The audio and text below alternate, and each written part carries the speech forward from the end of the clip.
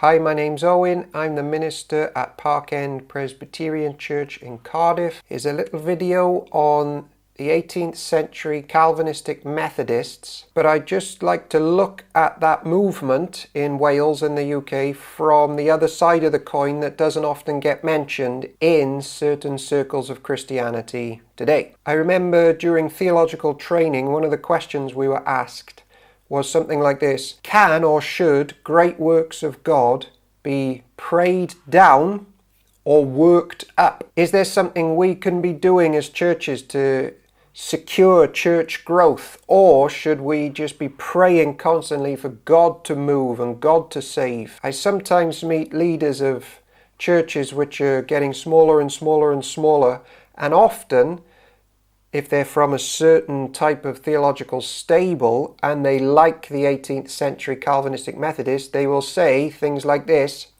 we've been praying, but nobody's been coming.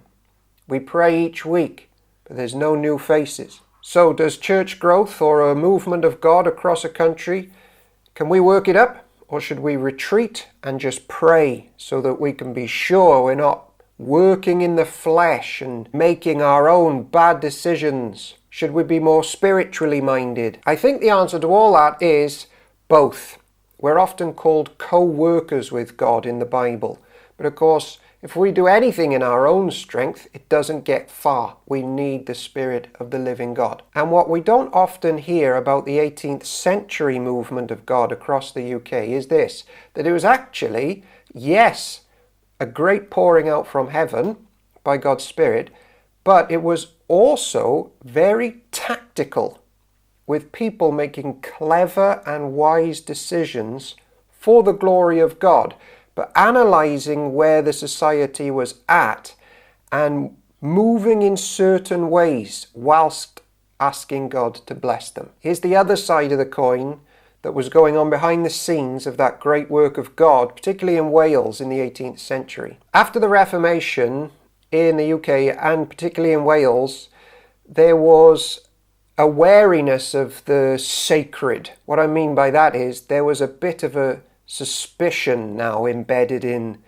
the culture against official churches and sort of sacramental type worship. So the Church of Wales parishes were struggling numerically, but also financially. There was a saying in the western part of Wales, something like, "You're as poor as a curate," or something to that effect. So even the best wishing curates and workers in the Anglican Church at the time couldn't effectively serve their people because they were stripped of money often and resources to help people. Also, for over 100 years, there wasn't a Welsh-speaking bishop appointed in Wales, for various reasons that I won't go into. But the point is, for those three reasons, Reformation, lack of resources, and a lack of feeling like church is for us, there was a readiness in the land for something different, a different expression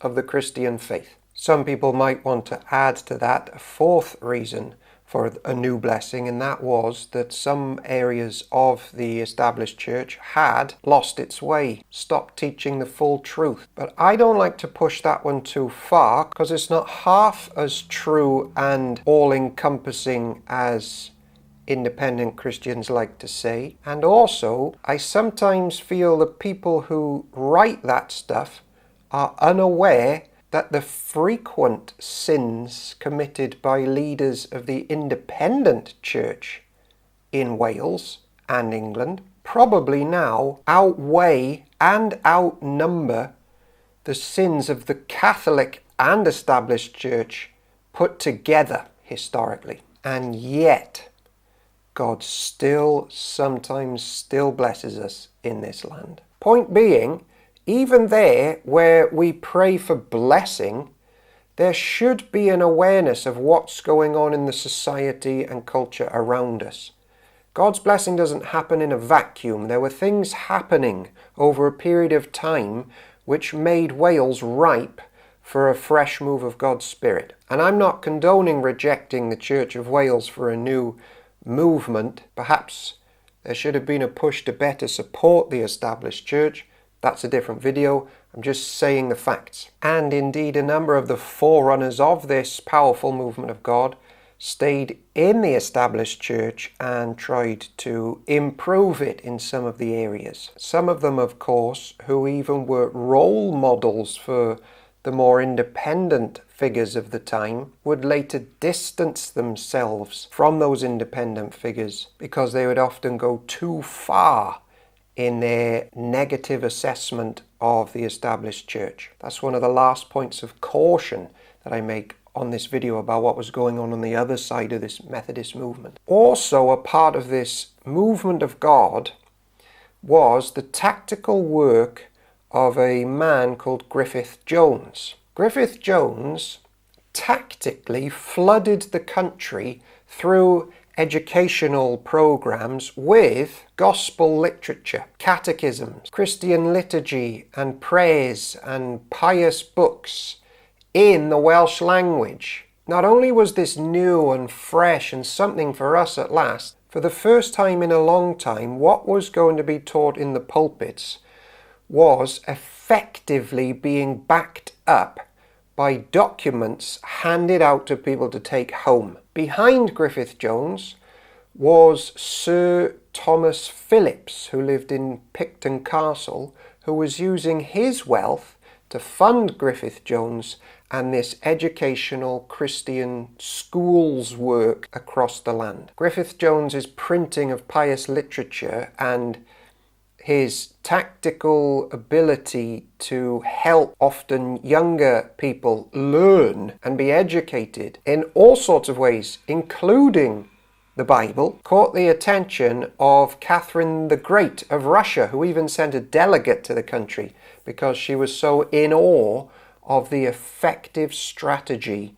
of reaching people. So there we have money being poured into a certain tactic, and the Lord blesses it. God's blessing doesn't happen in a vacuum here with people retreating into their attics and doing nothing but praying.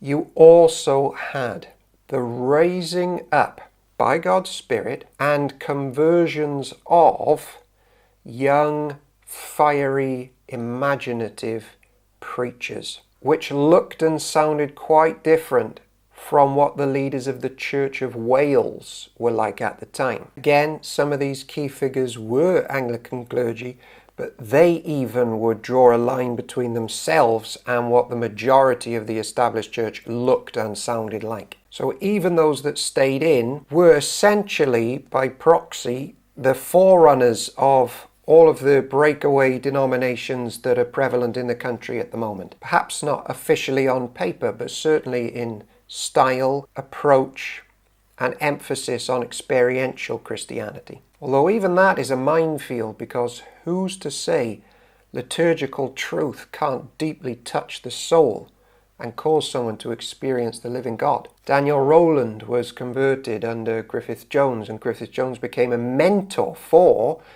Rowland, Harris, Panterkelin, and the other names that you're familiar with from this movement. Their preaching was imaginative and creative and passionate, and I think today we need more of that. I don't think we preachers believe that hell is eternal and that the people we're preaching in front of are very close to eternal death. If we grasp that more, I think preaching at the moment would be more powerful. However, and this is my last point for this short history video as we consider how best can we see church growth today, the movement eventually fizzled out.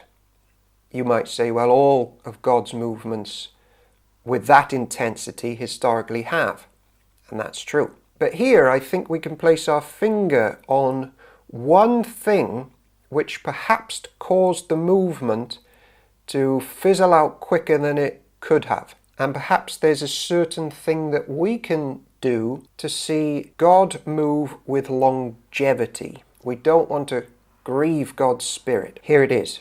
Each of these fiery preachers and hymn writers believed that they had a mark of God about them, often against the established church. Now, if you read a lot of history books from the pro-Methodist perspective at this time, you'll read about curates which used to throw rotten fruit at these preachers with such anger against their message.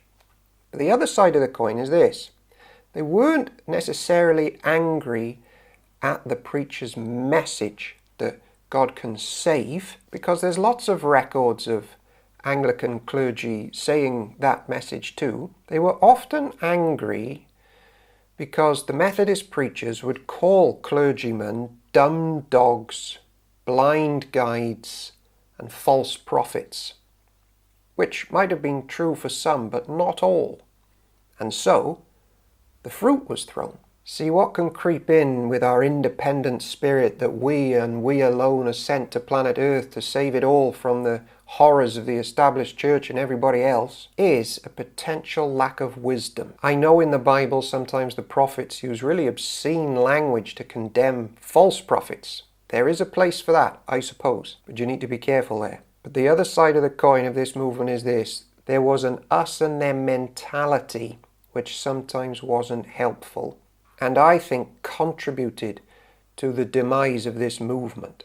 I say demise, you know what I mean, it's still around today, but the demise of the power and the gripping of the country, which perhaps needn't have fizzled out as quick.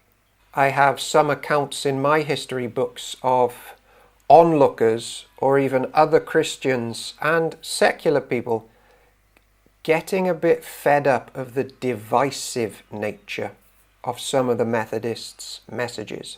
It doesn't have to be an us and them mentality. God can bless liturgical services and experiential services.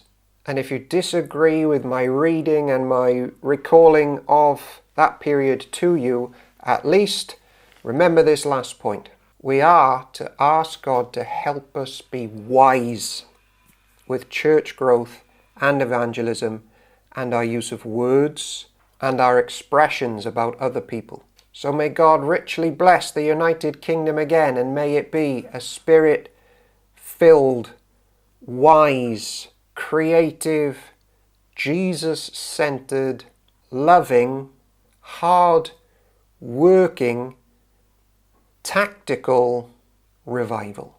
Because God seemingly never works in a vacuum.